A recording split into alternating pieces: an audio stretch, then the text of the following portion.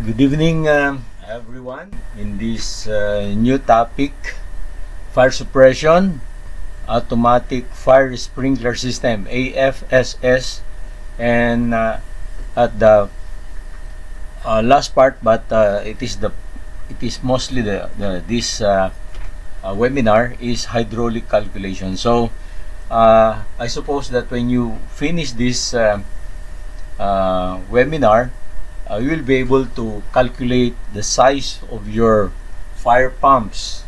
Okay, what will be the size of your fire pumps, your jockey pump, as well as your fire water tank or fire water cistern. Okay, so we recommend this to every fire protection professional.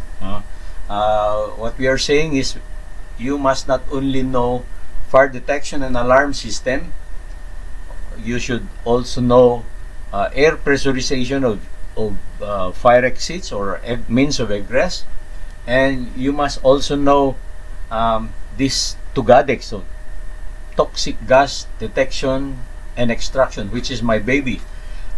Quite new, although we have started advocating for this since after the June 2017 fire of the Research World, but in our designs in the FDAS, it's not yet included. So only if you check on existing facilities of air-conditioned buildings or enclosed buildings, you will find out that majority of them do not have this yet. So we are advocating for this TUGADEX also.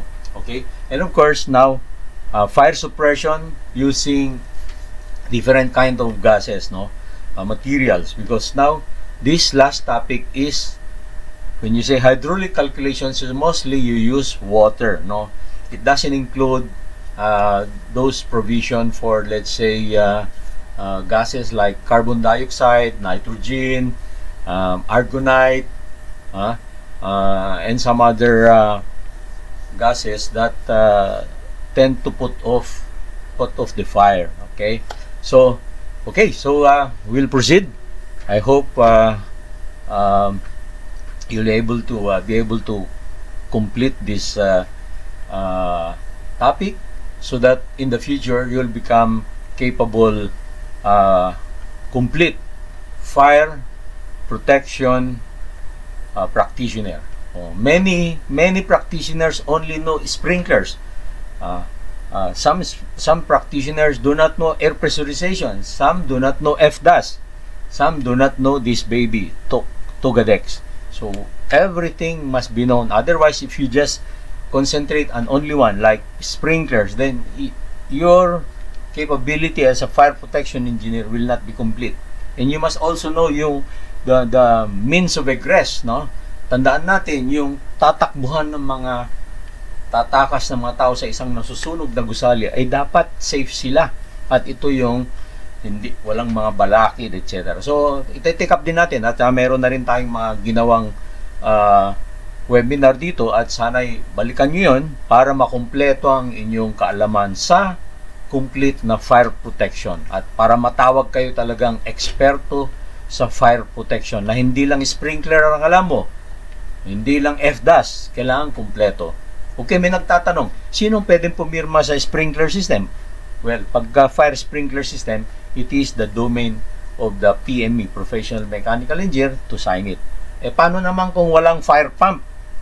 Walang fire pump o jockey pump, kasi may mga ganun pwede na rin si Registered Master Plumber, kasi wala namang fire pump mga dry type o dry standpipe, di ba? So tubo-tubo lang yon papunta sa fire hoses, at mula dun sa Siamese Twin or Fire Department connection sa loob, pwede na si Registered Master Plumber. Pero pwede pa rin si Professional Mechanical Engineer. Tandaan natin na yung pasok ni PME ay dahil dun sa fire pumps. Mataas yung pressure ng fire pumps. So sa kanilang batas ng mechanical, nandun sila yung dapat dun. Okay. Paano naman yung mga FDAS, Fire Detection and Alarm System? Of course, ito'y domain naman ng Professional Electrical Engineer at Professional Electronics and Communication Engineer. Dalawa yung pwede. Pero dito, pinapaliwanag ko sa mga PECE na katulad ko, 1980 PE na ako. Wala pa yung batas ng PECE, nagpipirma na ako ng FDAS. Pati telephone, intercom, CCTV, public address, etc. Kaya pagdating ng 2004 na may batas kang bago, hindi mo pwede akong itchapera. Okay? At isa pa, nandun sa practice din ng electrical. Republic Act 7920, nandun siya at nandun din sa Philippine Electrical Code.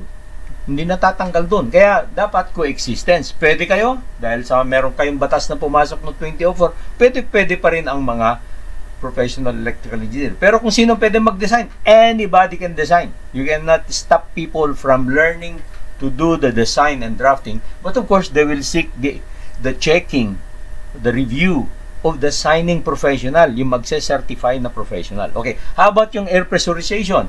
Dahil ito ay merong fan ito na driven by a motor, abay, ang pumipirma dyan, PME. Pero yung electrical niya, pipirmahan ng PEE. Okay? Paano naman yung sinasabi kong TUGADEX, Toxic Gas Detection and Extraction? Well, ito'y electronics Electronics yung kanyang detection, etc. Para automatic, pati yung alarming niya. Pero yung fan niya, mechanical naman yun. So, kombinasyon na naman to ng electrical at mechanical, PME and the PE. Yung extraction fan, kung gaano kalaki yun, mechanical ang pipirma dun. At saka yung electrical naman niya, yung humuran niya, etc. At saka yung automatic control niya, electrical naman dun, PE naman yun. Okay, so let us respect kung sino yung professional na dapat nakatuka dyan. Hindi pwedeng agawin mo yung ng kung sino dyan. Kailangan. At saka, ang pipirma rito, yung maalam talaga. Kung nakasampa ka lang sa pagka-PE, hindi mo naman practice itong fire detection and alarm.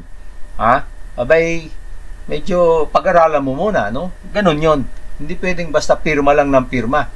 Porke lang masabing ikaw PRC registered na. Kailangan alam mo yan. Okay? Ganun tayo. Inaalam natin. Kaya tayo ngayon sa MEPF Organization of the Philippines, tinuturo natin to. Binabahagi natin to para dun sa gustong matuto. Para yung level ng galing nila, kaalaman nila, nandun sa taas. Hindi yung isa lang ang alam. Sasabihin niya, hindi ko alam yan tapos sasabihin niya, fire protection engineer siya. Hindi pwede. Okay. So, bago tayo magpatuloy, dasal muna tayo, no? Sa ngalan ng Ama, ng Anak, Espiritu Santo. Amen. Amang banal, pinupuri ka namin at pinasasalamatan sa mga biyaya at sa tuloy-tuloy mong paggabay sa amin. Maraming salamat po sa pagkakataon na makapaglingkod sa aming mga kapatid at sa aming bayan. Sana pong magawa ito magbibigay ng dagdag na kaalaman, kakayahan at kaunlaran ng bawat isa at para sa aming bayan.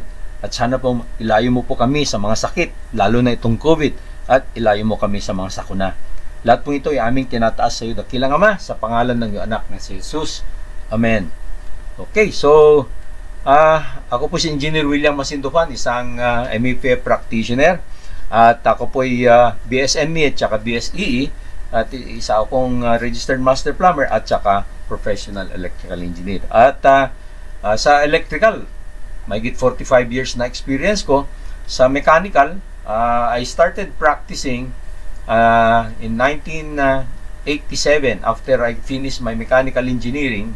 But unfortunately, I was not able to take the board exams until I would be able to take the highest level, no? At that time, unfortunately, may mga kaso-kaso sa PRC, so medyo hindi tayo nagtuloy. Bagkos nagtuloy ako sa master plumbing kasi sabi nung katabi ko sa review sa Merit Review Center, kung plumbing ka, sir, ang dami na munang mapirmahan na maplano. So anyway, ganun din ang kwan ko noon. Electrical ka na, pwede ka sa plumbing sanitary, sabi. Kaya inuna ko yung plumbing ko. At yun naman, napakinabangan ko kasi kwan. At yung mechanical ko, sa dami ng mga sa maraming brownout nung panahon ng 89 to 97, ang dami kong project sa Coca-Cola Butlers, sa Continental Cement, High Cement, Central Cement, Baknutan Cement, at iba pa na nag-supply, design, supply, install, commission ng mga diesel generators, no? At of course, ang aking thesis nung nanggaling ako sa Mindanao ay diesel power plant din at 9 volt ako dun sa pati supervision ng construction, no? Kaya nakita ko yung mga paano assemblein yung mga crankshaft na yan, no? At iba pa, no? Anyway, so yung ginawa kong mga projects sa Coca-Cola Bottlers ay hindi ordinary standby generator. Hindi yung mga high-speed generator. Ito ay mga low speed. Yung mga speed ng mga makina. Merong 540 RPM, merong 600 RPM, merong 720 RPM. As compared dun sa high-speed, yung mga high-speed generators na 1,800 revolutions per minute. Yung 1,800 RPM kasi, ang starting mo lang dun, baterya. Dun sa mga ginawa ko, meron akong compressed air, starting air. Yun ang nagpapagana sa kanya. So, ang lalaki ng mga black bloke ng mga makina. At inline yung mga karamihan. Although may mga V-type, may mga inline. At malalaki sila. Ang mga displacement nila malalaki. Ang lalaking mga bearing, mga shafting. Kaya yun, doon ako na-involved sa mechanical practice ko. No? At later na lang ako nakakuha sa mga konting air conditioning at itong fire protection. Na sa tingin ko ay napakahalaga dahil nga hindi ka pwedeng basta fire pro ka lang sprinkler lang alam mo, kailangan kompleto. Okay? Para sigurado natin na wala nang mamamatay sa mga gusali natin, lahat ng aspeto ng fire protection, FDAS, air pressurization, klaro ang means of egress, tapos itong Tugadex na sinasabi ko at yung sprinkler system at yung mga fire suppression using extinguishing agent, dapat kabisado natin yan. Alam natin saan natin ilalagay. Okay? So, ito, meron tayong konting introduction. And then, ano yung mga fire extinguishing agents? Yung sinasabi ko na yan, no? Yung mga FM200 na yan, etc. No? Wet sprinkler system. So, ito na yung sprinklers. Tapos, design requirements, and then yung hydraulic calculations. Medyo mahaba yung hydraulic calculations, no? Anyway, sa lateran, pagka natapos natin ito, at nagtanong-tanong kayo, pwede kayong bigyan ng kopya ng PDF niya para maaral nyo rin mas maigi, no? At maging gabay. Although, pwede nyo na rin gawing gabay ito. Pwede nyo na rin gawing gabay ito. Okay, so introduction sa FirePro. Is FDAS and FirePro mandatory? Yes, that's my answer. In order to save lives and in order to save properties. But look at this, you will notice that later that yung sprinkler is more to save properties than to save lives. Samantala si FDAS and Tugadex at saka air pressurization is more to save lives. Tandaan natin yun, may pagkakaiba si sprinkler versus the others. Kasi si sprinkler, hindi nakakasigurado na mabuhay ang isang tao dahil bubuhusan kanya ng tubig.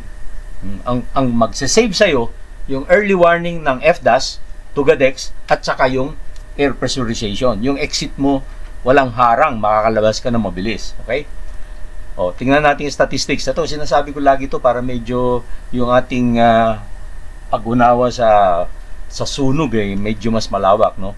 According to the Bureau of Fire, nung 2015, meron mga 17,000 fire incidents causing more than 3 billion worth of damage in property. So, ang laki niyan kung may mga sunog-sunog, laking mawawala, no? Data from the Bureau of Fire shows further that 70% of the fire incidents occurred during time na yun. 1A.3 The Filipino home needs a fire alarm system.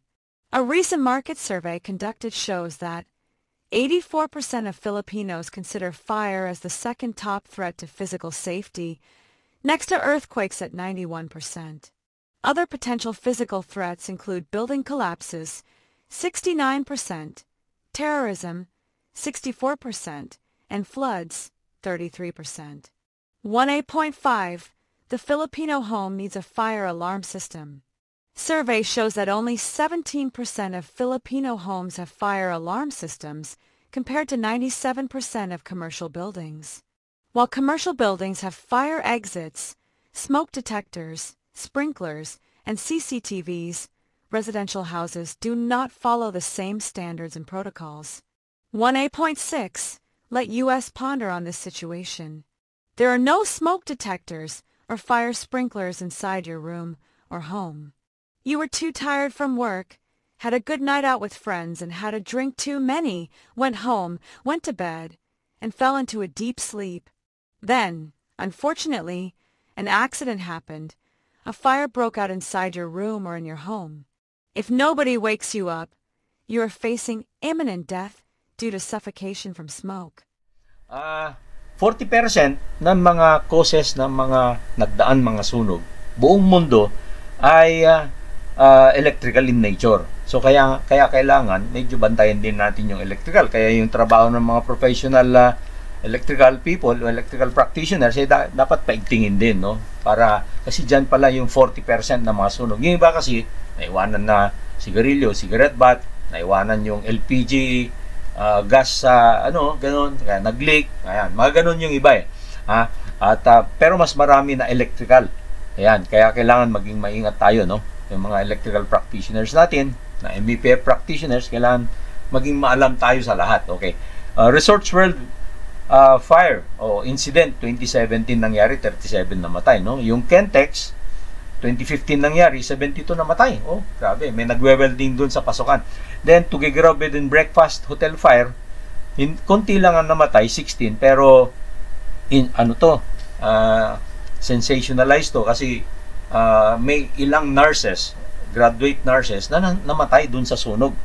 At nakulong sila, na-suffocate sila, no? At ang nag-file ng kaso, yung isang kilalang famous na pari, si Father Rani Aquino, na siya yung consultant ng Supreme Court ngayon. At the same time, siya isang dean dun sa College of University dun sa Tuguegarao. At pati sa San Beda, siya yung dean of graduate school ng San Beda. Kaya medyo, maski hindi ganun karami itong nawala rito, talagang nakasuhan yung mga nagkulang dun sa Tuguegarao, no? Of course, yung Manor Hotel Fire noong 21, 75 died. Damas de Filipinas, 1998, 53 died. Puro mga karamihan bata ito, itong Damas de Filipinas. At yung Lang Center Fire, 1998, 27 died. Marami nating pinakamasamang aksidente, no? Okay, tapos only 17% of Filipino homes have fire alarm system. Yan ang isa kong ginigiit na kakulangan ng present na implementation ng batas natin. Hindi ganong kahigpit ang yung fire code sa mga tahanan. Only 17% of Filipino homes have fire alarm system. Ito yung sinasabi ko sing early warning, yung FDAS. Compared sa 97% ng mga commercial building. So yan ang hinihiling natin sa mga nasa Bureau of Fire tsaka Office of the Building Official na dapat yung mga tahanan dapat lagyan din natin ng mga FDAS at saka sprinkler system kasi yung mga nakatira dyan tayo di ba? Tayo, so dapat hindi lang 17%, kung pwede hanggang 97% o kaya 100%, di ba? Para yung mga taong nakatira dyan sa mga tahanan na yan, kung magkaroon man ng sunog ay maliligtas sila. Okay, kaya sinasabi ko tuloy kung matindi ka magtrabaho tapos Biyernes, of course ito ay totoo nung bago mag-pandemic, ngayon bawal na yung magiinuman, di ba? Pero sinasabi ko lang na kung may mangyaring sunog sa bahay mo at wala kang FDAS system, wala kang FDAS at wala ka pang sprinkler, abay nako, sus Maria Josep, si Lord na lang ang magliligtas sa'yo, no? Kung talagang suswertein ka pa't mabuhay pa kung may mangyaring sunog dyan. Kasi yung mga nakita nating mga sunog, alala natin yung sunog dun sa Forbes Park, yung bahay nung dating speaker natin, no? Yung anak niya, anong nagkasunog dun sa sala kasi yung kanyang Christmas tree, di ba? Nagkaroon ng problema yung doon, nasunog, natakot yung bata, nagtago siya sa bathroom sa second floor. Ayun, yung carbon monoxide na na-produce doon, umakyat, na-suffocate yung bata, no? Siyempre, nung makita yung bata, hindi naman sunog yung bata, pero suffocated. Ang alam natin lagi, suffocate, pero sa totoo lang, ang pumatay sa kanya, carbon monoxide. Kasi yan ang kakulangan nga natin. Yan sasabi ko lagi na what we lack in our buildings is the carbon monoxide detector. So, kailangan isama natin yan. Oh, okay? Must be provided with a different logic device para kung ma-detect mo ang carbon monoxide, mag-a-alarm siya at meron kang extraction fan. Yun yung sinasabi kong Tugadex na wala pa sa mga present design natin. Okay? So, analyze natin itong process of fire, no? So, dalawa itong slide na ito. Ito yung pangalawa, which I refer to the second slide as property-saving process. Take note, ha? Itong first slide is life-saving process. Oh, life-saving process ito. Okay, so, analyze natin. So, kung magkaroon ng sunog, fire breaks, smoke develops, and then, as the smoke reaches the smoke detectors, the detectors will actuate, send a signal to the fire alarm control panel. And the fire alarm control panel will automate the audio visual alarms. Ano yun? Yung mga rotating beacon, yung buzzer, ringer, hoter, para magising yung tao. Okay? Itong mga pula, suggestions ko to, mga addition, hindi pa ginagawa. Smartwatch vibrator. Pwede ring cellphone, kaya lang kung hindi mo naman hawak-hawak yung cellphone pagtulog mo, hindi kanya magigising, no? And then, of course, itong pula rito, sa mga karamihan ng building, hindi pa provided ng air pressurization. Nilalagay lang kasi dun sa matataas na gusali. Then, itong smoke extraction, karamihan wala pa. Yung carbon monoxide extraction ang wala pa na sinasabi ko. Okay. So, sa smoke extraction, dapat maging mandatory rin. Ngayon, para magkaroon ka ngayon ng safe evacuation. Kasi kung hindi gumana si detector mo, hindi tutunog hindi gagana rin si FACP, Fire Alarm Control Panel, at hindi niya patutunugin yung mga bell, hoters, etc. So yun, maski bumuhos ngayon yung sprinkler mo later, kung nasuffocate ka na poison ka na ng carbon monoxide, wala na, patay ka na, hindi ka na makatakbo. Yan yung sinasabi ko. So unawain natin na ang fire protection, hindi lang sprinklers. Okay. So, ulitin natin ito mamaya after na i-present natin yung next slide. So, ito yung next slide. Property saving process. Although, nilagay ko pa rin na life. Kasi yan paniniwala ng maraming practitioners. Pero ang totoo, si sprinkler is more for stopping the apoy kasi maaring kumalat. Pero, yung nandun na tao sa loob ng nasusunog, posibleng patay na kung hindi mo naagapan na gisingin sila. Okay, so analyze natin tong sprinkler system, no? So usually in general, yung jockey pump mo laging umaandar. Laging umaandar 'yan, andar ng andar para ma-maintain niya ang pressure dun sa mga sprinkler nozzle. Lahat ng sprinkler nozzle mo dapat may nakaambang tubig dun. Okay? At ang pressure mo, depende sa design, pwedeng 80 PSI, 100 PSI, 120 PSI, 150, 180. Basta, depende sa laki ng gusali mo eh.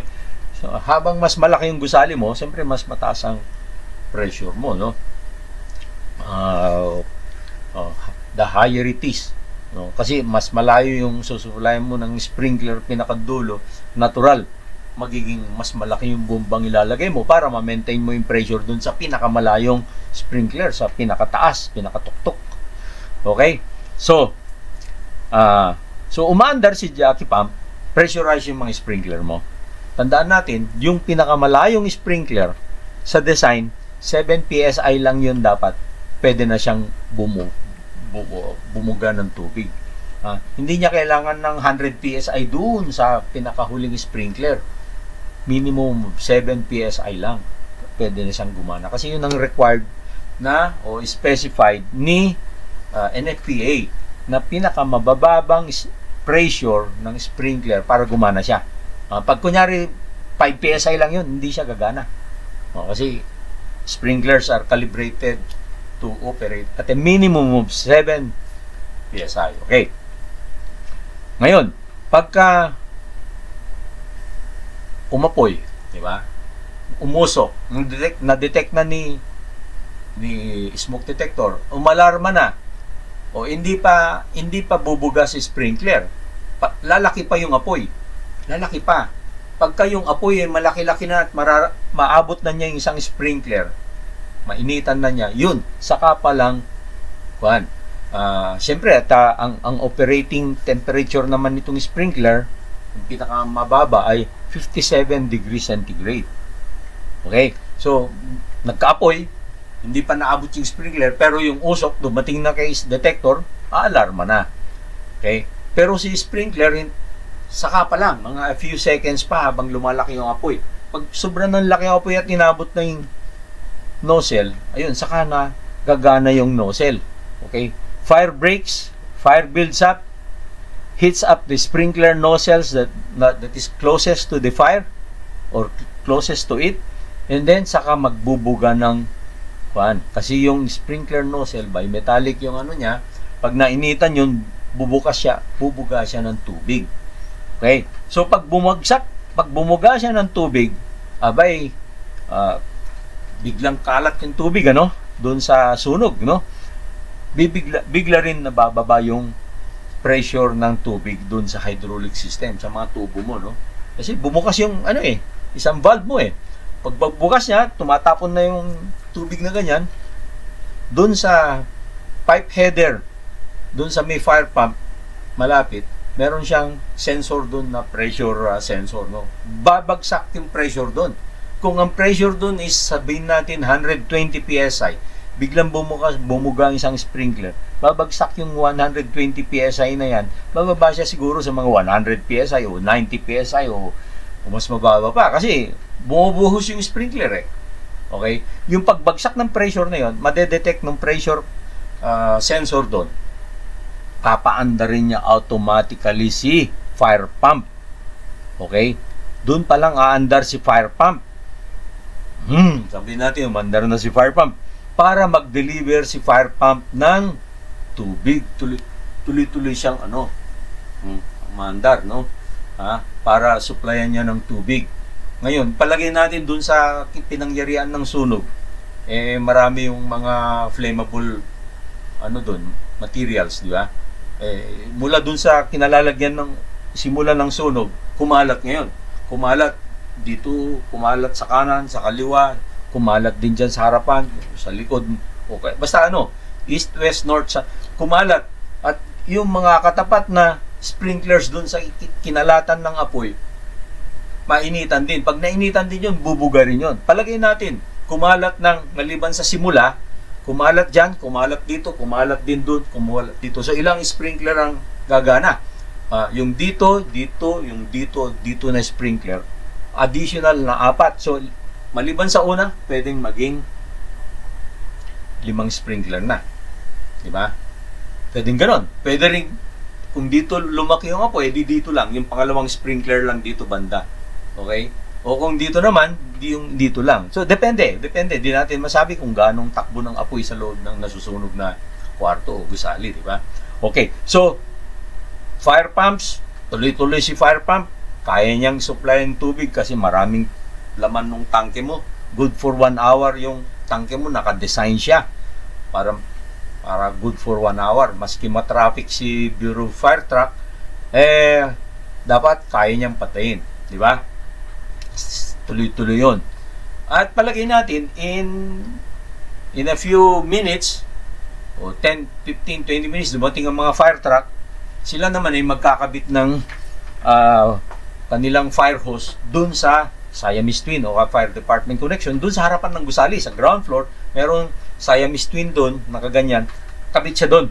At may pressure up din niya kasi malakas ang pressure ng fire truck. Yung deliver niya. Okay. May check valve dun kay fire pump, so maski magsabay sila, hindi masira si fire pump. Dito naman dun sa Siamese Twin, may check valve, kaya si tubig ni fire pump hindi lalabas dito, So, tutulak yon kanya.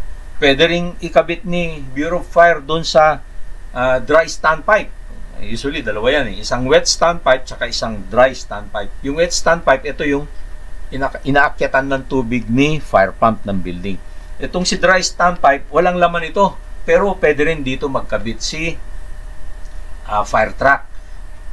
Kakabit na dyan yung hose niya sa Siamese Twin ng dry standpipe. At yung mga firemen, magdadala sila ng mga hose na ikakabit nila dun sa dry standpipe kung saan floor na nasusunog. Palagay natin ang floor na nasusunog, 8th floor.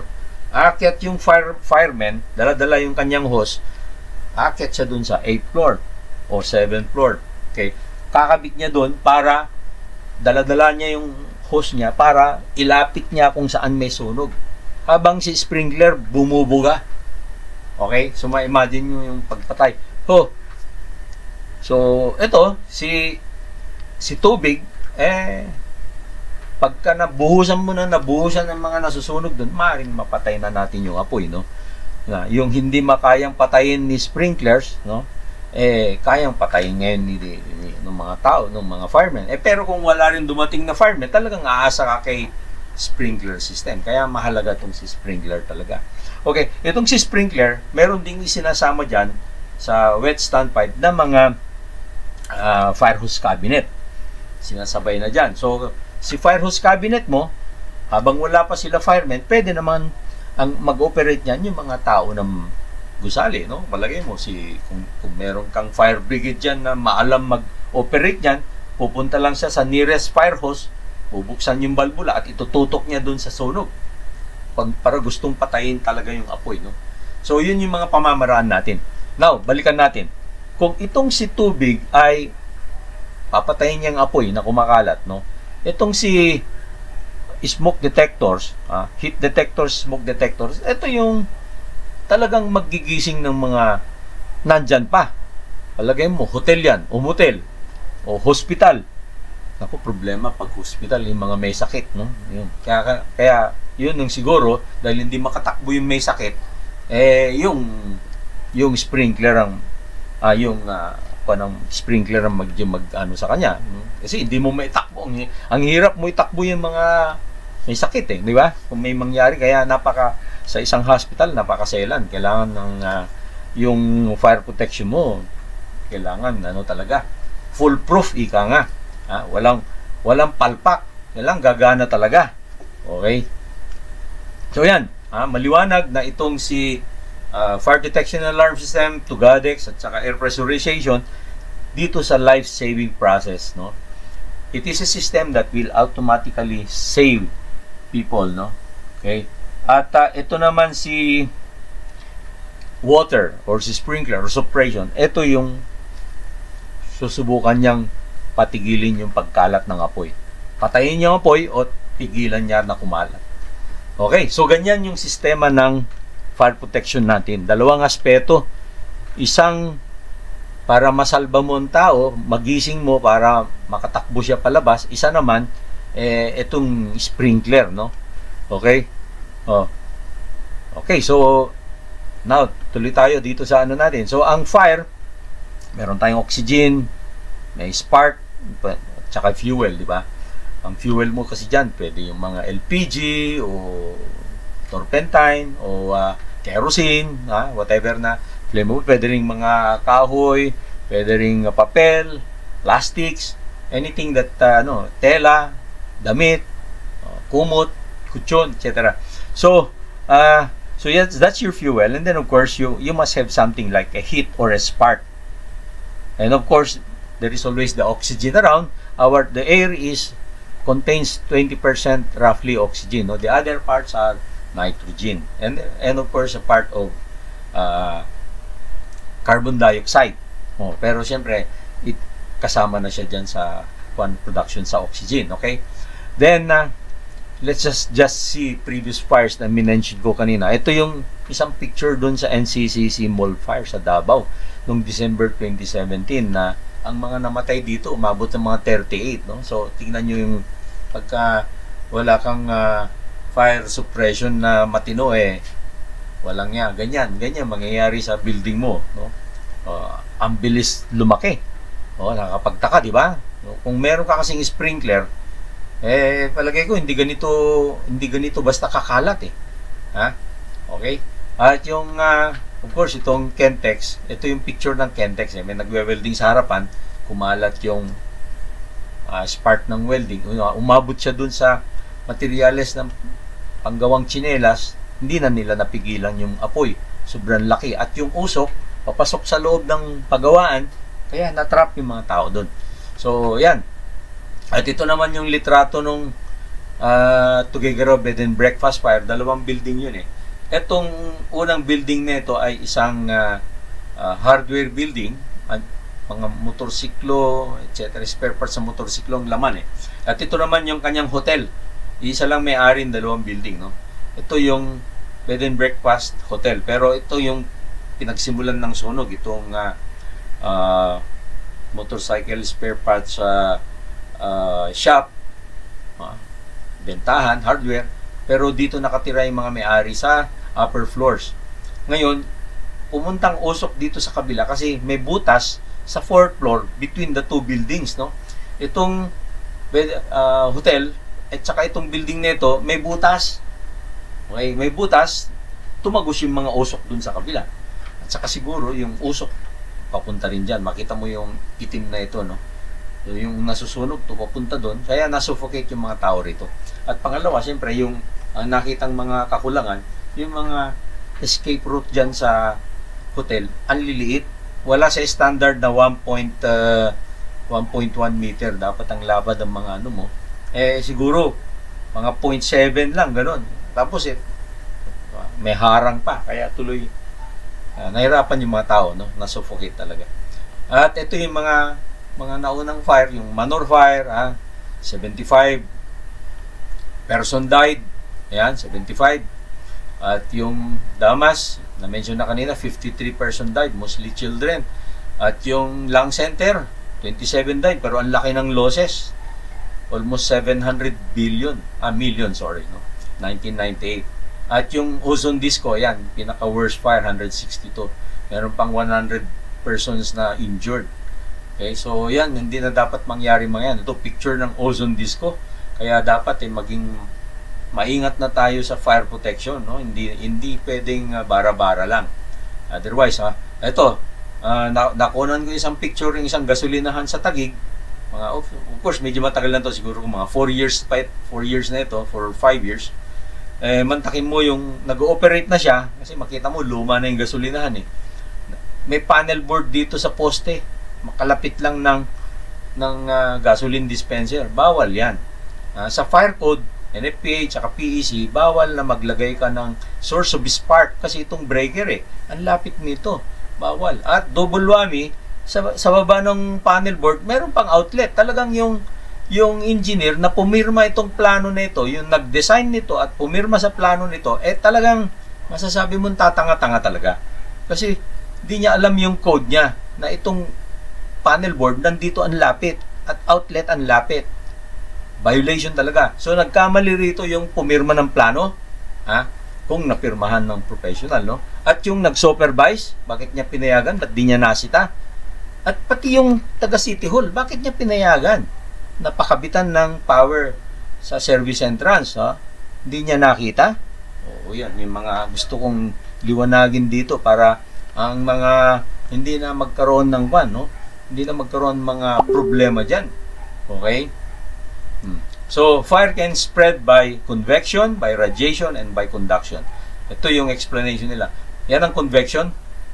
So, yung hangin, di ba? Init. Ito naman, radiation.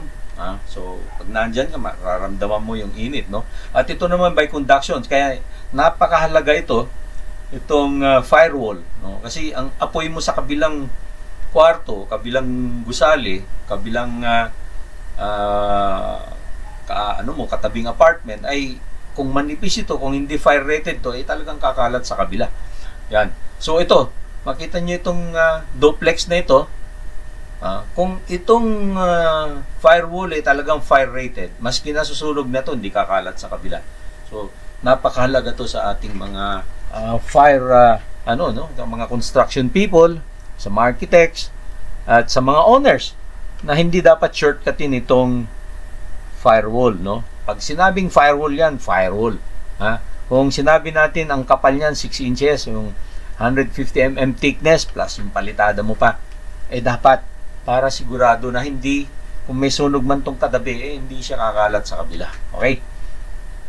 And there are several 3 major types of fire. Yung type A is ordinary combustible. Ito yung mga papel, damit, kahoy, rubber, yan, plastics. So, ito type A fire. Yung ginagamit dito, type A na fire extinguisher, no? At ito naman type B, ito yung mga gasolina, kerosene, lacquer, grease, solvents, LPG. So, type B naman ito. Okay, ang type B, ibang agent ang ginagamit dito. Itong type C is electrical. Naku, itong electrical medyo masela nito. Ito yung mga mag-short circuit, mga arc flash. So, mamaya, tatakal din natin konti yan. So, si type C, hindi mo pwedeng gamitan ng tubig. Kung sa type A, pwede mong buhusan ng tubig. Pwede mo ring buhusan ng buhangin kung marami kang buhangin, kung maliit pa yung sunog. Pero kung malaki ng sunog, hindi mo na kayang buhusan ng buhangin. Tubig na lang ang pwede mong ibuhos dyan. Okay? At yan, si type B and type C, may mga special extinguishing agents na ginagamit. Yung dapat hindi nakaka-cause ng short circuit, lalo na sa type C. Ang matindi, yung ozone disco fire, 1996, 162 died. Ito yung pinakamatindi.